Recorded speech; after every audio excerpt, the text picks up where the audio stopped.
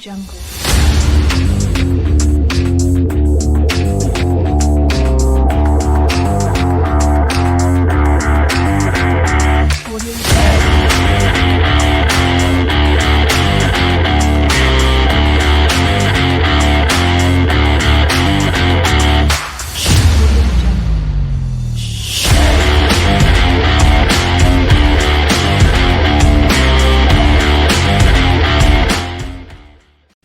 Bismillahirrahmanirrahim, guys. Welcome back to Football Gupshup Career Mode. We got FIFA 23 Manchester United episode number 2. So we're gonna be beginning with Manchester United Career Mode. What we're gonna do is we're gonna discuss about the formation. We're gonna discuss about the tactics. What kind of formation do we want to play in, as well as what kind of personnel do we have currently right now, and what players are we gonna sell. We did discuss about which players I thought that we need to sell, as well as which players do we need to buy. We're gonna have a look in this episode, but right now, guys, before we start that, please do subscribe to the channel as well as press the like button as well. And I will be starting some of the polls for the players that we're going to acquire, so please do give in your votes in the community board. There is going to be a new message coming up right with this episode, so I'll be asking you guys which players do you think that we should go for, and based on those votes we are going to go and try to buy those kind of players. So right now, please subscribe and let's begin this episode. So let's start. So as you can see on your screen right there, we have some messages as well. Now we're going to go and see what messages are those. Invitational Cup. All right, okay, this is the tournament which we're going to participate in. Now important transfer market information, Youth Academy report. We're going to go into this one and see what players do we have. So there is a goalkeeper. He's from Switzerland. How about we promote him to senior team? We do need a goalkeeper as well as a number 2 for David De Gea, so that's pretty good. Oh, there is a 91 player with Davy, who is from England, 174 pounds. Now, guys, for me, it's very important that how much does a player weigh and what preferred foot does he have, and how much, it's my preference, it's personal preference. Everybody has one of their own, and for me, it's very important to see that how fast are they, like acceleration, as well as aggression, agility as well, sprinting speed, as well as one more important aspect is the dribbling one. Because remember, football is a sport where you have to run a lot as well, and the other skills such as shooting as well as being technical on the ball, that is also important. But more importantly is that how much do you weigh and how much faster you are. So in this regard, he is 174 pounds. I think that's okay, and we gonna sign him because he is in a very important position, which is the defensive midfielder. So we're gonna promote him to the senior team. Let's see what else do we have. We've got Ashton. He's gonna be a left back. Don't think so we need him because we've got Luke Shaw as well as Malacia. Maybe a left back I have in mind. I'll see if I would want to get him, but anyway, let's see what else do we have. There is a player from Nigeria, Solomon Ibrahim. He's 16 years of age, playing as a left midfielder. Acceleration is 81, which is quite good. Sprinting speed is 75. Dribbling is around 54, which isn't much. What we can do is we can sign this player and we can send him out on loan, and where he can gain some kind of experience and see how does he do. Oh, there is another player, Alfonso Aguilar. He is 94, up to 94 potential, 5 feet 11, 154 pounds, which is quite good. And how about we also sign him and we send him out on loan. So rest of them, I don't think so we're interested in. We're gonna head forward and see what are the objectives given by the board to us. So youth development, signed at least 3 players younger than 20 years old with potential greater than the average overall rating of players currently in the same position. We've completed that, 3 out of 3. In terms of brand exposure, get a streak of 7 games with at least 1 goal scored in away matches this season. Let's see if we'll be able to do that long term. Within 3 seasons, signed 4 of the best players in the world, over 82 plus. Remaining seasons is 3, so let's see if we can manage to do that. Let's look at the continental success. UEFA Europa League, win the cup, so we have to win the tournament. Domestic success, finishing in UEFA Champions League place, we'll try to do that as well. Emirates FA Cup, win the cup. Ooh, that's going to be quite tricky, but let's see if we'll be able to do that one as well. Financial, within the same season, sign 3 crucial players and make a profit of 86 million pound. Oh, get out of it. I think with this one, I'm not going to do it. You know why? Because Glazers are our owners, and for me, it's a Glazer out, so I don't care how much United spend. They can spend as much as they want, and I'm not going to do this one regardless of whatever it says on these objectives. Anyway, we are going to come back to first scout report. Okay, we do know that introduction, that's okay. So we're going to go, and we're going to go straight away into the formation section. Remember guys, we do want to have a look at what kind of players are we trying to target, but let me get into this team management and see what we are trying to build over here. Now let's come towards the formation. Right, it's 4-3-3 holding. I really like this formation. It really suits my style. I am very much pro Dutch football. I do think myself of being from that school of thought, and you know, I do like this 4-3-3 formation, and I love having one defensive midfielder in that Makaleli role.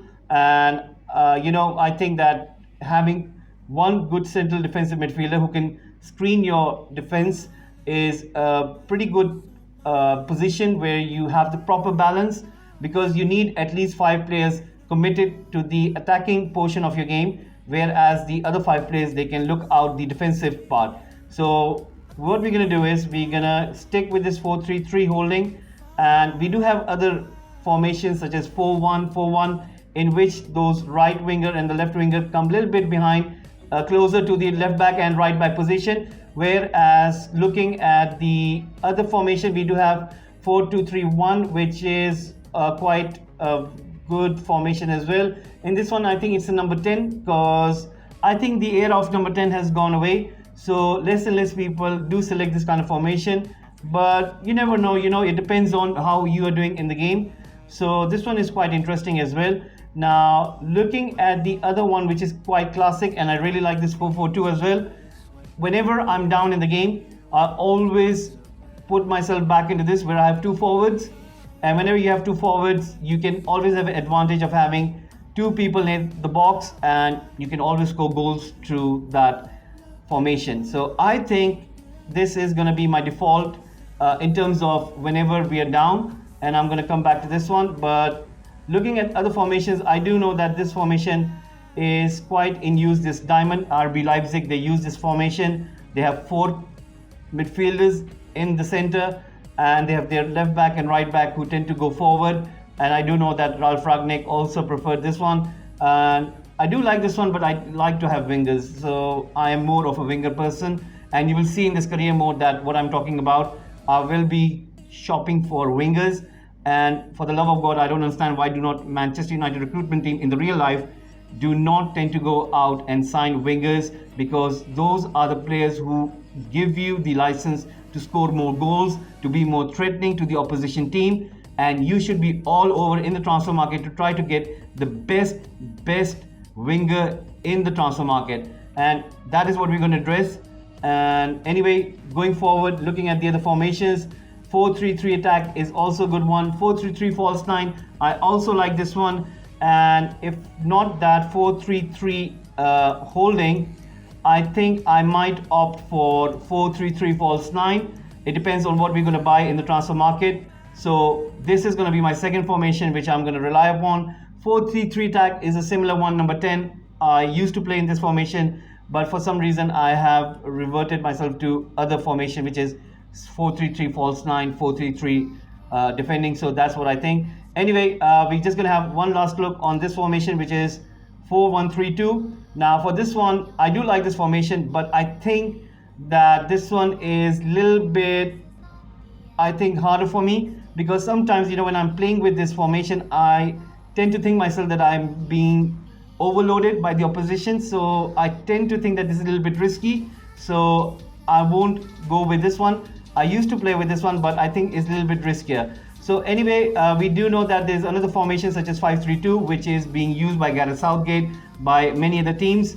And I think that 5-3-2 is a little bit too boring for me. It sucks the life out of football, and I can't wait before this gets outdated. I think this is skilled football for the last 2, 3, 4 years.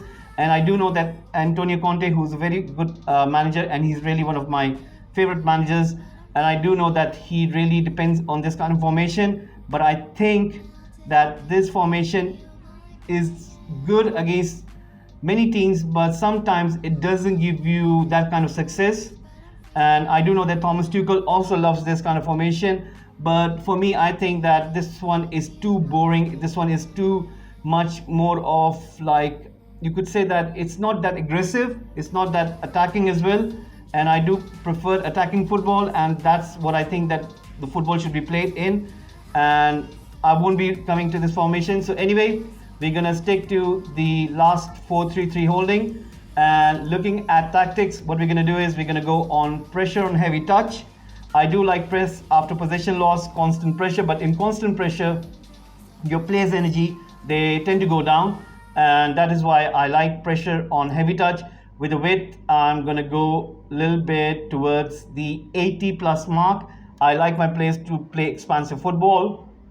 Whereas for defensive line, the depth 50 is okay, but I do tend to drop into 45. I don't want to take risk because sometimes, the players are a little bit faster than your defenders, and I do want defenders to have a little bit of space where they can recover the area where they need to come and beat the attacker and take the ball away from them. So that is why I prefer it to keep it to 45. Now, talking about slow build-up, I don't like that. I like fast build-up. Talking about possession, I don't like possession. Forward runs, no. I like direct passing. It's more of a direct football. It's like bang, bang, bang, bang, like kind of that kind of thing. And that's what I prefer with width. I go 90 plus on this. Whenever you're attacking, your wingers should be using all kind of space on that wing, and that is why I love putting 90. Putting players in the box, I do tend to keep these kind of around 4, at least in the box. Similarly in corner as well, with free kicks it's the same case. And in terms of roles, Maguire certainly is not going to be the captain. We're going to shift the captaincy towards Bruno Fernandes as it is in real life. And in terms of instructions, the thing which I tend to keep more is that I prefer my right backs and the left back not to go further down on the pitch. Sometimes I do prefer them to go further down the pitch, but most of the times, in terms of default setting, I would want them to stay back while attacking. That's what I prefer, because sometimes, you're just facing the opposition team with 3 defenders, and I don't like that. That is why I keep my wing backs a little bit further down near to the goalkeeper, and I just don't want to take the risk where I would be conceding more, because guys, I'm not that good defensively, so that is the reason I don't take those kind of risks. So anyway, for these 2 positions, I tend to keep my players at the back. Now, talking about the most important aspect which I put for all of these is the interception. Now, for interception, I do choose the setting which is the aggressive interceptions. I do not tend to take any risk, and all of my 10 players who are the outfield players, all of them has this feature triggered that they will intercept with aggressiveness, and that is what I prefer. This is what I like. I'm not sure that if you guys do like that, but for me, it's very important that all of your 10 players should be intercepting the ball, and they should be aggressive, they should be attentive, they should be focused, and they should be really on top of their game. So this is what I tend to do. Now, coming to this defensive midfielder position, the only thing which I tend to do is cutting passing lanes. I do always do that. So what is the purpose of having a defensive midfielder if he's not going to do that? So that is what I prefer to do. So anyway, this is what we have in regards to formation. Now, what we're going to do is we're going to look at some of the players to which I'm going to leave a poll, and I'm going to ask you guys that what do you guys think? And this one has to do with strikers. Now, what we're going to do is I'm going to shortlist 4 strikers, and I'm going to ask you guys that what do you guys think? Who should Manchester United try to target? And first of those 4 is going to be João Felix, who is playing for Atletico Madrid, and I think that he is a very good player. And for me, I think he is just being wasted by Diego Simeone in Madrid. I think he should be changing his club. Is Manchester United the right club? That's for another argument, but I think that United fans would love to have a player like him. But anyway, this is the case. So right now, João Felix is the player that we do currently like, and we're going to shortlist him. We're going to go for the second player, and that is going to be none other than Napoli's Osimhen. I saw him, I think, last year, and he was very, very good. And for me, I think he is going to be a really good player coming forward. I think he plays for Nigeria, I think. Let me have a look. I think he plays for Nigeria or some. Yes, he does play for Nigeria. and he's going to be a really good player for Napoli. I think Napoli are going to make lots of big bucks by selling him, whoever goes in for him. And the third player which I'm going to go for is one of my favorites and my personal favorites, and I think in real life United should go for him as the number one striker option for United, and it is none other than Lautaro Martinez. I think that this guy should be United striker, period. Don't care if he costs you 100 million or 80 million. He is the player, and he's the reason I think that Messi has a chance to win the World Cup for Argentina, because he's better than Higuain, he's better than Aguero. I think he gives you the option of being calm. And remember when he played in that Inter Milan under Conte with Lukaku, he was a real special player. And I think United should go out for him in real life. And I'm sure that you guys will have your own opinion. But anyway, these are the three players. I'm just going to go for the last one, which is the fourth one. And this one is going to be a little bit about, like, I think, I have heard about him, but I'm not so sure about him. And it is Jonathan David, who apparently plays for Lille, and he was linked with many clubs. So I'm just gonna go for him and see what you guys think in regards to Jonathan David. Maybe you guys will vote for João Felix, maybe you guys will vote for Osimhen, maybe for Lautaro Martinez. But I do want to have someone such as Jonathan David, just to see that what you guys think. Would you guys would want to go for him? So these are the four strikers that I'm gonna choose.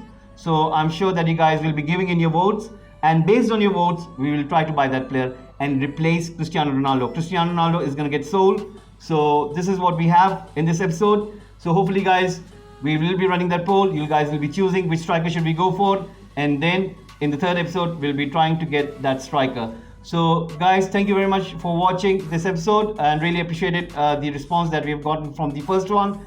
Please do subscribe to the channel, press the like button as well. Give in your comments, give in your suggestions.